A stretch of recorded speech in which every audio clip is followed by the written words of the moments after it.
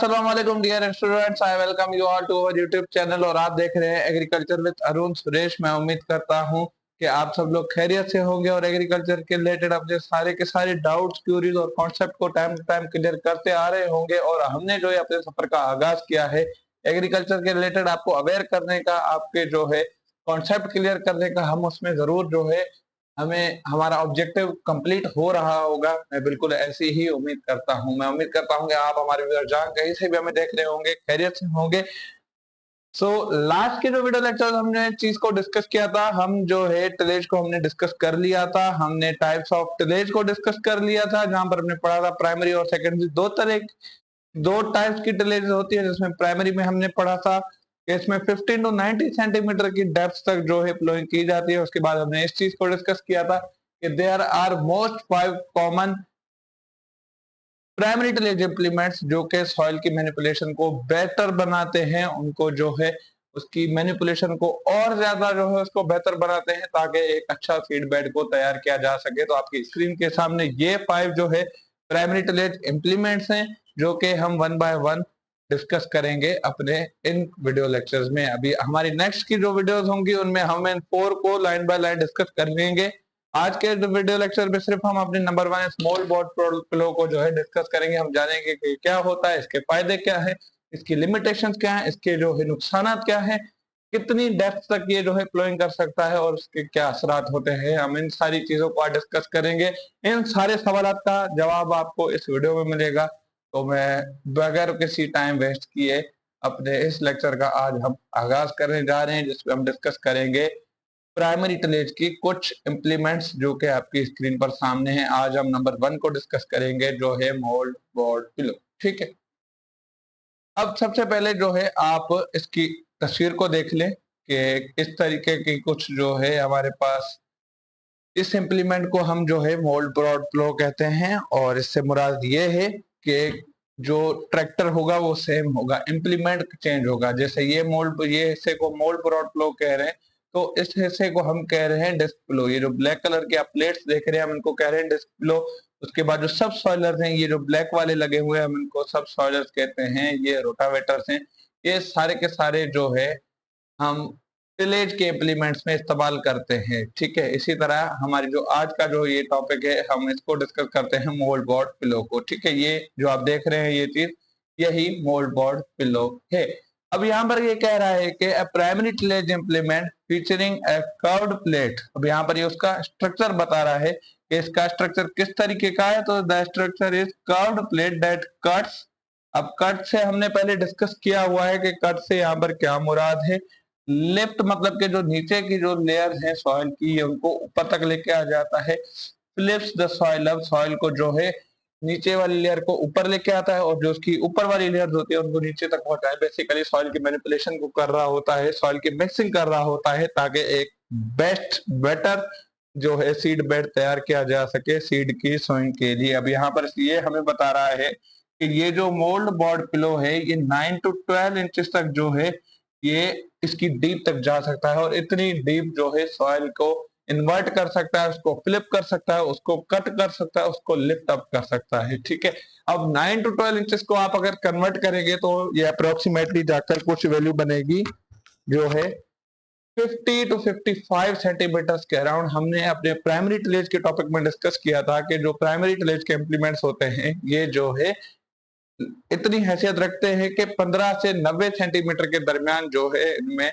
इतनी डेप्थ तक ये जा सकते हैं। जबकि हमने इसकी फर्स्ट इम्प्लीमेंट को देखा और वहां पर हमने ये चीज को भी डिस्कस किया था कि हर इम्प्लीमेंट की अलग अलग डेप्थ होगी, इनकी डेप्थ वेरीज करेगी क्योंकि हर किसी का एक अपना प्रॉपर फंक्शन है, अपना प्रॉपर पावर है, तो इनकी जो डेप्थ हैं वो वेरी कर सकती हैं। तो हमने अभी जाना कि जो मोल्ड बोर्ड पिलो है इसकी जो डेप्थ है वो ऑलमोस्ट 55 सेंटीमीटर है, या तो 9 टू 12 इंचेस ये डीप तक जाकर जो है सॉइल को कट कर सकता है, उसको लिफ्ट कर सकता है और उसकी जो लेयर्स हैं उनको अच्छे तरीके से मिक्स कर सकता है। ये क्या करता है, बरिंग रेजिड्यू, जो पीछे रेजिड्यूज का मुराद यहाँ पर ये है जो इससे लास्ट जो क्रॉप हुई है उसकी जो रूट्स हो गई, उसके लीव्स हो गए, जो स्टेम हो गई, जो मतलब उस क्रॉप का बचा हुआ है जो अब किसी काम का नहीं है, ये उनको बरिंग से मुराद यहाँ पर उसी मिट्टी में जो है बरिंग से मुराद वैसे दफन करना होता है, मगर यहाँ से मुराद ये है कि उसको ऑर्गेनिक मैटर को वहीं उसी सॉइल में मिक्स कर देता है, ताकि एक फ्रेश और एक बेटर जो है सीड बेड हम बना पाए, किसके लिए, अपनी सीड की सोइंग के लिए, ताकि उसमें अच्छी क्रॉप हो सके। तो इस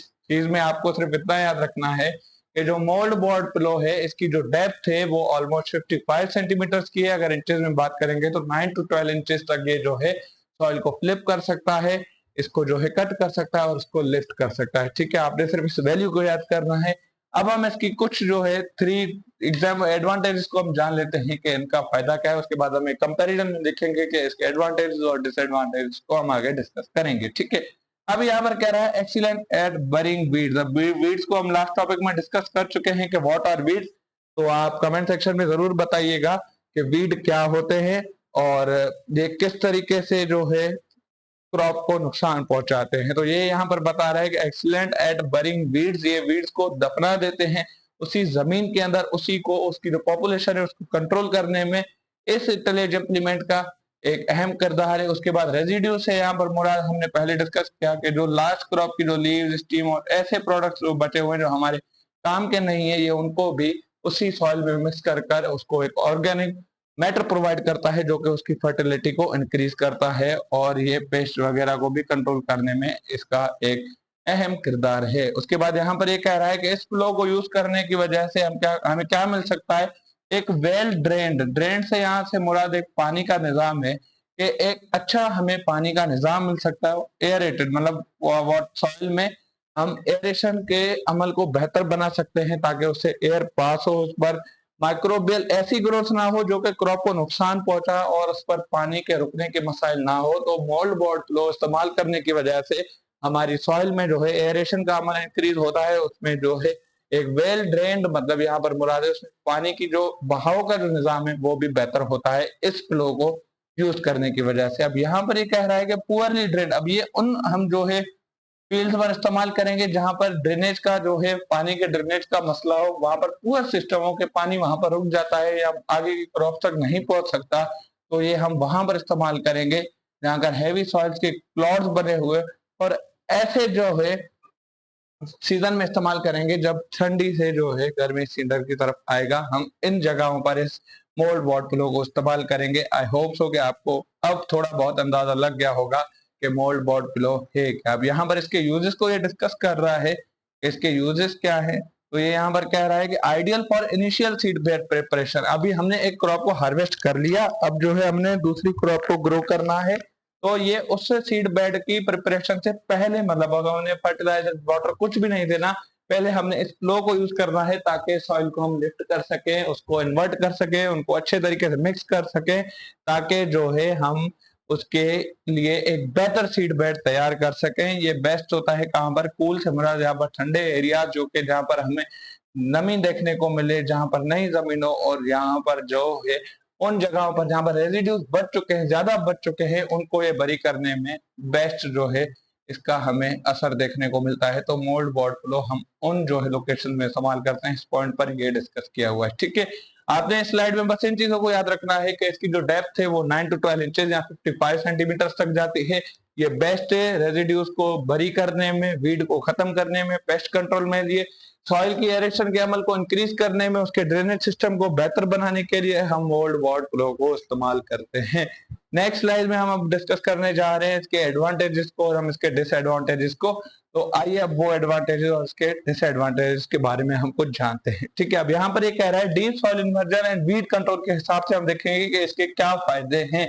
अभी यहाँ पर कह रहा है it completely flips the soil. ठीक है, अब यहाँ पर कह रहा है it completely flips the soil, मतलब सॉइल को बिल्कुल ही उलट कर देता है। जो नीचे लेयर होती है वो ऊपर आ जाती है और जो ऊपर वाली लेयर होती है वो नीचे आ जाती है। उसके रेजिड्यूज को ये बरी कर देता है, वीड्स को कंट्रोल करता है, इंसेक्ट, पेस्ट और इन सारी चीजों को कंट्रोल में लाकर हमें एक क्लीन, एक फर्टाइल और एक बेस्ट सीड बेड देता है, तो हमारी क्रॉप के लिए बेहतर होगा। तो एक फायदा ये हो गया कि इस फ्लो को यूज करने से हम अपनी डिजीज, अपने पेस्ट, अपनी वीड्स और अपने इंसेक्ट पर जो है हम कंट्रोल कर सकते हैं और इनको खत्म करके सॉइल की अच्छी तरीके से मैनिपुलेशन कर सकते हैं। ठीक है, सेकेंडली जो हमारे पास इसका एडवांटेज है वो हमारे पास ये है कि इम्प्रूव्ड एरेशन एंड ड्रेनेज। अब यहाँ पर कह रहा है कि ये जो है वो जो मिट्टी के हार्ड क्लॉट्स बने हुए हैं वहां पर उनकी जो है इस टिलेज को हम यूज करके 9 to 12 इंचेस तक इस पर जो है हम इसको इसकी डेप्थ तक जा सकते हैं, और इसकी हम वाटर का जो निजाम है, जो वाटर का हम एब्जॉर्बिंग कैपेसिटी हम सॉइल की वो बढ़ा सकते हैं, क्योंकि उसमें हम जो है उसकी एयरेशन और ड्रेनेज के सिस्टम को हम इम्प्रूव करेंगे, ताकि उसमें एयर और जो है वाटर अच्छे तरीके से पहुंच सके क्रॉप की रूट्स तक, और उनकी रिक्वायरमेंट जो है कंप्लीट हो सके।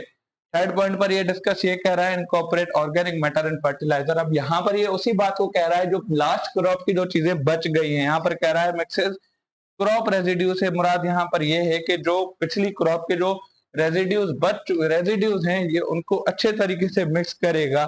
अब उसमें उसके लीव्स आ सकते हैं, उसकी रूट्स आ जाती हैं, उसके स्टेम, बेसिकली ये सारा का सारा ऑर्गेनिक मैटर है। तो ये सॉइल को फायदा पहुंचाएगा, उसकी फर्टिलिटी, उसकी न्यूट्रिएंट कैपेसिटी को इंक्रीज करने के लिए। तो इसीलिए ये उसकी न्यूट्रिएंट अवेलेबिलिटी को और इनहांस करता है। तो इसीलिए उस जो रेजिड्यू बच चुका है, जो उन प्लांट्स का जो वेस्ट पार्ट है, जो इंसानी के जो एग्रीकल्चर प्रोडक्ट में काम नहीं आता, तो वो अहम किरदार अदा करता है सॉइल की फर्टिलिटी और सीड बेड को बेहतर बनाने में। ठीक है, तो ये यहाँ पर फोर्थ पॉइंट में हम इसको डिस्कस करेंगे कि affective on poorly drained and heavy soil. हमने लास्ट में डिस्कस की इस स्लाइड में यहाँ पर कि ये कहाँ पर इसका एडवांटेज है। तो हमने वहां पर ये पढ़ा था कि ये वहां पर जो है बेनिफाइड होता है कौन से रीजन्स में, कोल्ड रीजन्स में, जहाँ पे ह्यूमिडिटी ज्यादा हो, जहां पर जो है ऐसे एरियाज में हमें ये काम आता है जिस पर हमने सॉइल में वाटर की कैपेसिटी को, वाटर की सॉइल की एरेशन को अगर हमने बेहतर बनाना है तो ये हमें वहां पर काम आता है। ठीक है, लास्ट इसका जो एडवांटेज यहाँ पर डिस्कस किया गया है वो ये है कि smooth seed bed and residue free surface. अब यहाँ से मुराद ये है कि एक तरह का जो है हम सीड सो कर सकते हैं। अब यहाँ पर कह रहा है एक कुछ सीड बेड इस तरीके से होते हैं जो कि लेवल नहीं होते, मगर इस फ्लो को यूज करने की वजह से एक जो है स्मूथ सीड बेड बनेगा, जहां पर इवनली हम सीड को सो कर सकते हैं, और जहां पर बेहतर तरीके से हम उनकी जो सीडिंग का अमल है, जो सीड को सो करने का अमल है, हम उसको बेहतर तरीके से जो है वो कर सकते हैं उस अमल को, कि ये हमें प्रोवाइड करता है स्मूथ सीड बेड और रेजिड्यू फ्री सरफेस। क्योंकि जो रेजिड्यू बच चुका था, जो रेजिड्यू था, हमने उसको उसके जो है उस फ्लो की वजह से उसको हमने जो है बरी कर दिया, उसको हमने उसी सॉइल में मिक्स कर दिया। इसके डिसएडवांटेजेस की अगर हम बात करेंगे तो उसमें जो है हमारे पास हाई फ्यूल का और लेबर कॉस्ट का खर्चा आता है, कि जो ट्रैक्टर चल रहा है, जो मशीन चल रही है, जो मशीन काम कर रही है, उसके लिए हमें फ्यूल चाहिए, और उनको फ्यूल को रन करने के लिए हमें एक लेबर चाहिए। तो ये उनकी एक फ्यूल का एक जो है खर्चा है, और उन लेबर की जो जो इनकम है उनका भी एक खर्चा है, तो उसको ज्यादा पावर चाहिए। इसका ये एक डिसएडवांटेज है। और लेबर की कॉस्ट है, अगर जो है देखा जाए तो इकोनॉमिक लिहाज से ये थोड़ा बहुत जो है नुकसानदेह है। सेकेंडली अगर इसके डिसएडवांटेज की बात करें तो यहाँ पर ये कह रहा है कि सॉइल के स्ट्रक्चर को ये डैमेज कर सकता है। क्यों? क्योंकि अगर ज्यादा इन्वर्जेंस करेगी तो ये जो है उसकी एग्रीगेशन के अमल पर जो है असर डालेगा, और इसकी जो है एक हार्ड पैन, जिसको हम लो पैन कहते हैं, वहां पर उस तरीके से एक स्ट्रक्चर बना लेगा। जो टिल्टेड लेयर है उसके नीचे एक ऐसा जो है स्ट्रक्चर बना लेगा, जो रूट्स, जो क्रॉप की रूट्स होंगी उनको फिर ग्रो करने में मुश्किल होगी। तो ज्यादा जो है ये टिलेज इम्प्लीमेंट यूज ना किया जाए, बार बार रिपीटेड मैनर में तब यूज किया जाए जबकि जरूरत हो, तो उसको रिपीटेड वे में ना किया जाए। ठीक है, थर्ड पॉइंट पे इसका ये डिसएडवांटेज है कि loss of organic matter and reduced microbial habitat. तो यहाँ पर ये कह रहा है कि accelerate decomposition and reduces the long-term humus, hurting the soil structure in the microbial community। अभी ये हमने देखा कि इतने अच्छे तरीके से जो है सॉइल को मिक्स कर रहा है, फ्लिप कर रहा है, तो उसकी वजह से वहां पर कोई भी माइक्रोबियल, वहां पे माइक्रोबियल ग्रोथ नहीं होगी, जो कि नुकसानदेह है। अगर क्योंकि हम देखें तो ऐसे कुछ माइक्रो ऑर्गेनिज्म होते हैं जो प्लांट की ग्रोथ में, जो प्लांट को न्यूट्रिएंट सप्लाई करने में एक अहम किरदार अदा करते हैं, तो वो भी वहां पर उनकी भी ग्रोथ नहीं होगी, और जो है उनकी माइक्रोबियल कम्युनिटीज को नुकसान इससे पहुंच सकता है, और ये उसके लिए बेहतर नहीं है। ठीक है, यहाँ पर लास्ट इसका डिसएडवांटेज डिस्कस जो किया गया है वो ये किया गया है कि delays moisture retention and increase crusting. अब यहाँ पर ये कह रहा है कि हमने जो रेजिड्यू से हमने जो है उनको जो है रिमूव तो कर दिया, मगर उन रिमूव करने की, उनको बरी करने की वजह से सॉइल जल्दी जो है ड्राई होना शुरू हो जाएगी। हमें उसको जल्दी जल्दी पानी देना पड़ेगा, और अगर हमने उसको पानी नहीं दिया तो वहां पर एक क्रश फॉर्मेशन जो हमने बात की कि एक हार्ड स्ट्रक्चर, हार्ड प्लॉट बन जाते हैं, ये वो बनना शुरू हो जाएंगे, वो can hinder the seedling emergence, जो कि वो सीड में से जो हम देखते हैं कि किस तरीके से सीडलिंग एक इमर्ज होता है, तो वो उसको नुकसान पहुंचाएंगे। तो इसको पानी प्रॉपर हमें देना पड़ेगा, ठीक है। इसकी लिमिटेशंस को हम अगर बात करेंगे तो ये वही सारे डिसएडवांटेजेस हैं जो हमने डिस्कस किए कि हार्ड बैंड फॉर्मेशन से यहाँ पर मुराद ये है कि हम जब कंटिन्यूअसली जो है हम अगर उस पर टिलेज इंप्लीमेंट को इस्तेमाल करेंगे तो उसकी टिलेज की जो डीप है उसके नीचे देख, मतलब हमने 9 से 12 इंच पढ़े ना, तो 12 इंच के नीचे कुछ एक ऐसा लेयर बन जाएगा, एक कंपैक्टेड लेयर बन जाएगा जो कि उस क्रॉप की रूट्स को सपोर्ट नहीं करेगा और उनकी ग्रोथ नहीं हो पाएगी। तो ये हार्ड पैन फॉर्मेशन से मुराद यही है कि टिल्टेड जो लेयर होगी उसके नीचे एक ऐसी स्ट्रक्चर बन जाएगी जिसको हम प्लो पैन कहते हैं, और ये उसकी जो है रूट्स पर असर डालेगा। यहाँ पर कह रहा है इंक्रीज इरोजन। जो हम इरोजन देखते हैं सॉइल इरोजन होती है, बेसिकली इरोजन दो तरीके की होती है, एक विंड इरोजन और दूसरी होती है वाटर इरोजन। तो इसकी वजह से इरोजन का जो है मसला इंक्रीज हो सकता है। थर्ड इसकी जो लिमिटेशन है वो यहाँ पर, अब ये सारी लिमिटेशन है तब होंगी जब उनको प्रॉपर मैनेजमेंट से इस्तेमाल ना करें, उसको हम जो है उसकी सेफ्टी मेजर से ना लें, हम बस ऐसे ही उसको इस्तेमाल करें बगैर उसके जो है मेरिट्स और डीमेरिट्स को जाने हुए। अगर कोई एक अनप्रोफेशनल बंदा इसको इम्प्लीमेंट्स को बार बार इस्तेमाल करेगा तो ये सारी की सारी लिमिटेशन हमें देखने को मिलेंगी। अब यहाँ पर ये थर्ड पॉइंट में यही डिस्कस कर रहा है कि उन रेजिड्यूज को बरी करने की वजह से इसमें जो है ड्राइनेस की ज्यादा हो जाएगी और इसको जो है ज्यादा पानी रिक्वायर होगा। तो इसको ज्यादा से ज्यादा रिपीट ना किया जाए, जब इसकी जरूरत हो तभी किया जाए। फोर्थ पॉइंट में इसको डिस्कस कर रहा है कि energy, time and the equipment cost. यहाँ पर ये वही बात को डिस्कस कर रहा है कि हाई फ्यूल एफिशिएंसी और लेबर कॉस्ट का नुकसान है। फोर्थ इसकी याद ये कह रहा है न्यूट्रिएंट स्टार्सिफिकेशन। यहाँ पर ये कह रहा है कि वो जब ज्यादा डीप तक बरीड हो जाते हैं तो उनकी रूट्स उस चीज को एब्जॉर्ब नहीं कर पाती, जो कि एक डीमेरिट है।